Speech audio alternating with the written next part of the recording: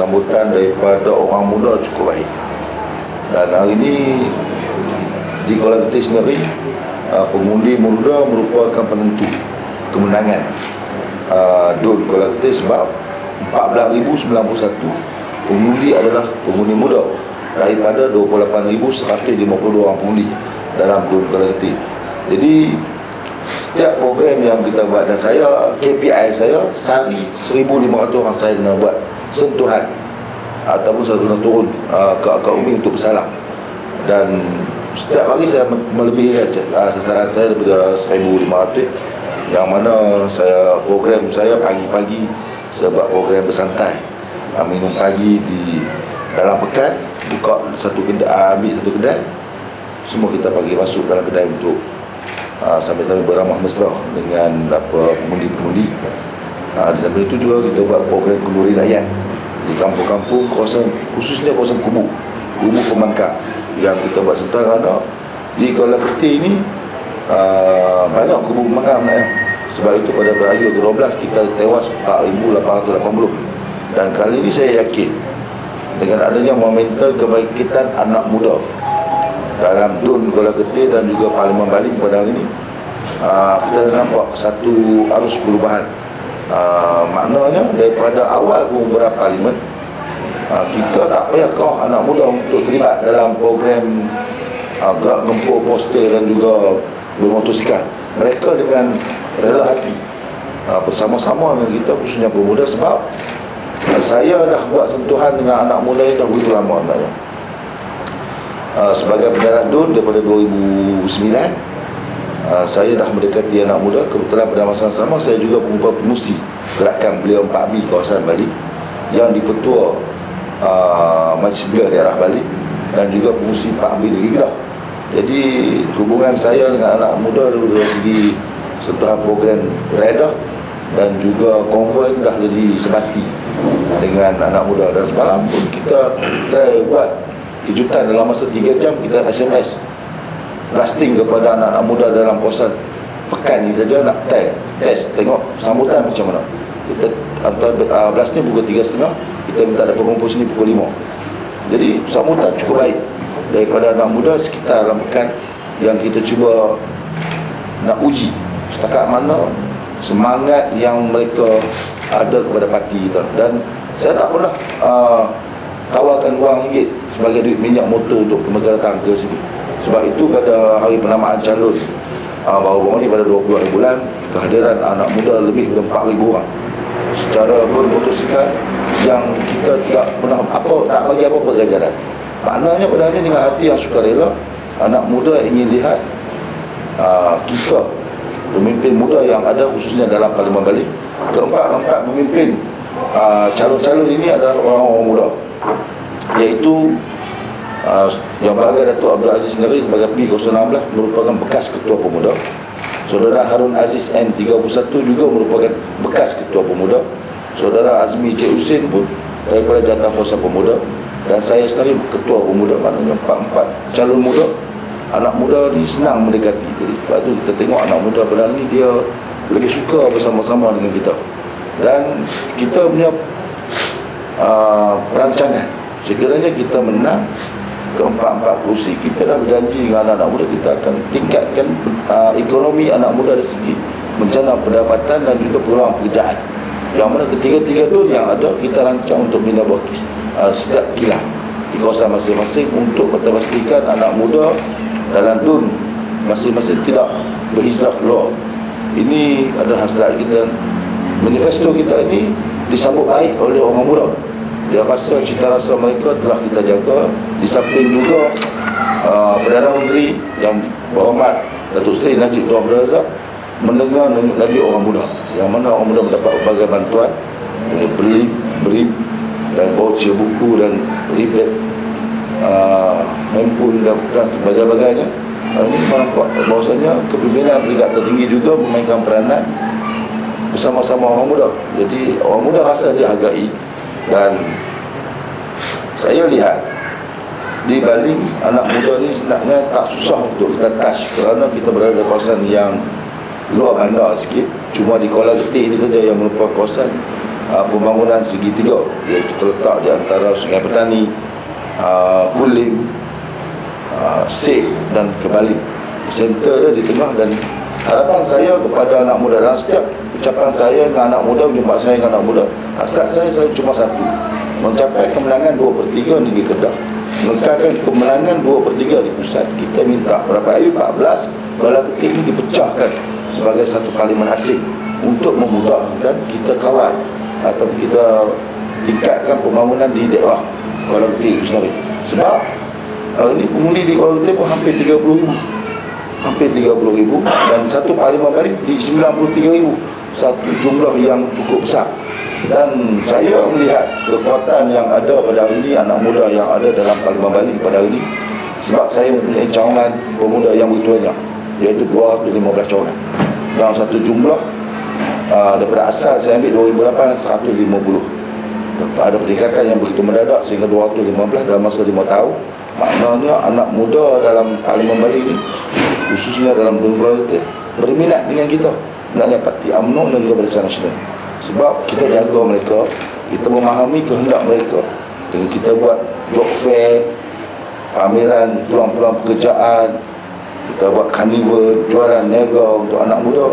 Kita lihat bahawasanya anak muda merasakan kali ini perlu diberi peluang kepada Barisan Nasional untuk memastikan hasrat dan impian anak muda dapat kita penuhi.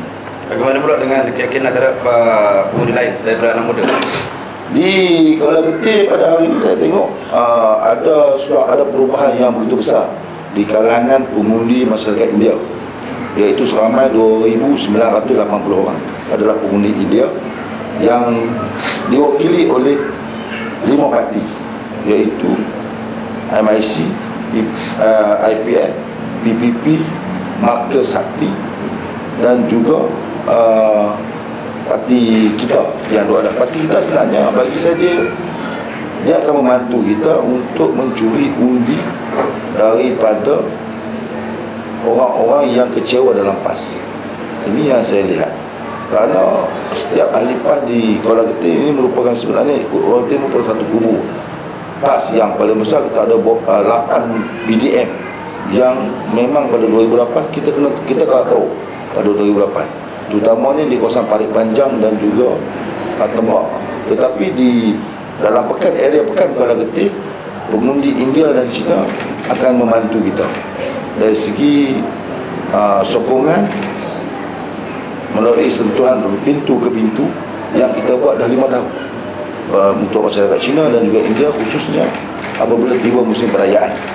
Jadi dengan adanya sentuhan ini, kita lihat dalam program-program yang kita buat, majlis makan malam dan juga perjumpaan dengan NGO masyarakat China dan India, kita yakin orang China, orang India kali ini akan memberi undi kepada Barisan Nasional dan mereka ini akan membantu kemenangan kita.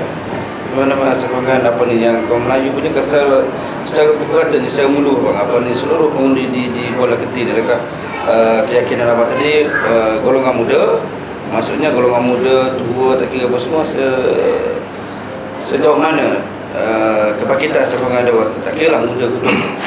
Keseluruhan pengundi kita di Kuala Ketik sebanyak 28,000 lebih.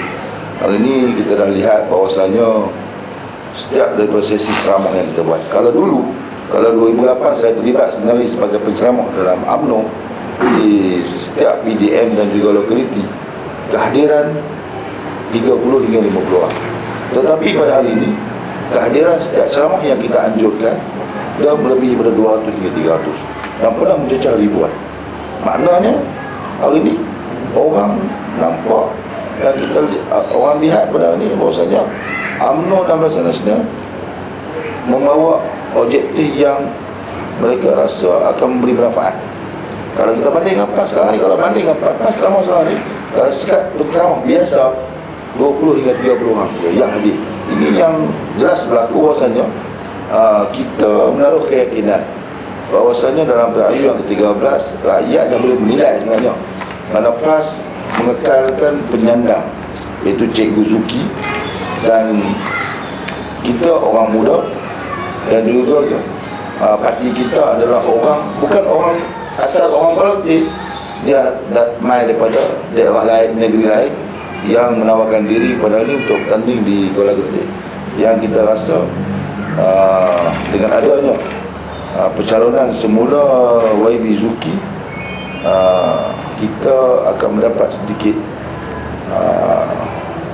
kelebihan kerana beliau juga mempunyai cacat celah dalam pentadbiran, sebab kita telah nampak sepanjang pentadbiran PAS di negeri Kedah, khususnya pada hari ini tidak ada pembangunan yang dibuat, tidak ada satu pun pusat-pusat redah ataupun sentuhan untuk orang muda.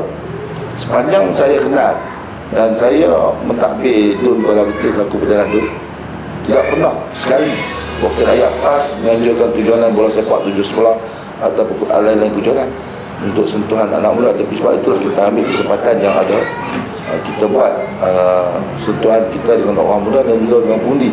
Sebenarnya pengundi di Kuala Ketik kita kuat di kawasan kampung, sebab di kawasan kampung ini semangat orang lama, orang tua-tua, dia setia kepada parti. Dan kalau kita ikut kajian yang saya buat pada 2008, calon Barisan Nasional pada 2008 adalah Payung Terjun daripada Sungai Petani, main politik di Sungai Petani, bukan jawatan di Sungai Petani, bertanding di Kuala Ketik. Walaupun dasar awalnya orang Kuala Ketik, tetapi tidak pernah berkhidmat di Kuala Ketik, beliau boleh mendapat 7,000 lebih undi. Maknanya di Kuala Ketik 7,000 lebih ini adalah orang yang tak setia kepada parti. Jadi untuk mencapai kemenangan dalam Kuala Ketik dengan jumlah undi 28,000, kita nak cari tak banyak lah, lebih kurang 8,000 ataupun nak 7,500 untuk menampung kemenangan, berpandukan kepada perubahan sokongan masyarakat Cina dan India kepada kita. Dan kita taruh keyakinan yang penuh bahawasanya hampir 80% orang India dah beralih Arab. Melalui baru-baru ni saya buat perjumpaan dengan masyarakat India, khususnya di Ladang, Kuala Ketik, Kampung Kuala Temakah, yang majoriti pengundi adalah orang India. Sambutan cukup baik di dalam kunjungan kita, dan kita lihat bahawa ini ada satu sinar baru. Dan setiap perjumpaan saya dengan masyarakat Cina ataupun India, sama juga dengan Melayu, saya akan buka sesi dialog untuk saya dengar luahan permasalahan yang ada di perkat umbi untuk kita selesaikan. Inilah yang saya rasa rakyat suka pada hari ini. Kita bukan setakat kita saja bercakap apabila kita turun ke akar umbi, tapi kita mendengar ucapan dan juga luahan hati rakyat. Inilah hasrat, dan kita yakin pada kali ini, walaupun kita dulu tewak 4,880, kita letakkan sasaran kita Kuala Ketik ini akan membantu negeri Kedah mencapai 2/3 dalam PRU yang ke-13. Misi sekiranya apa ni jika diberikan peluang, maknanya apa-apa yang bawa di Kuala Ketik kan? Harapan saya pada Kuala Ketik, sekiranya Kedah mencapai kemenangan 2/3 ataupun mentadbir negeri Kedah, dan Kuala Ketik ini merupakan kursi kita yang pertamanya kita akan memperbanyakkan kawasan perkilangan. Sebab Kuala Ketik dah ada kawasan perkilangan tetapi tidak dimajukan oleh kerajaan yang mentadbir negeri Kedah pada hari ini.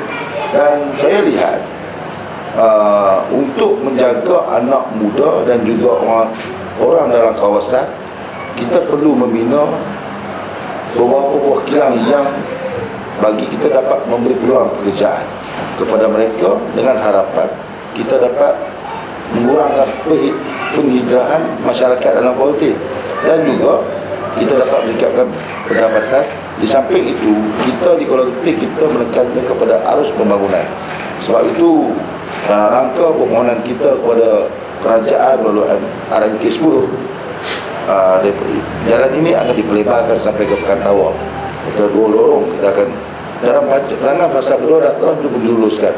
Fasa pertama sedang berlangsung di Sungai Petani sehingga ke titik Pantai Jejak, dan akan sambung daripada sini ke Pekan Tawar. Di samping itu, saya juga ada buat permohonan untuk IPD sendiri, iaitu Ibu Pejabat Polis Daerah Kuala Ketik, yang akan tapak lokasi yang dicadangkan di belakang GPJ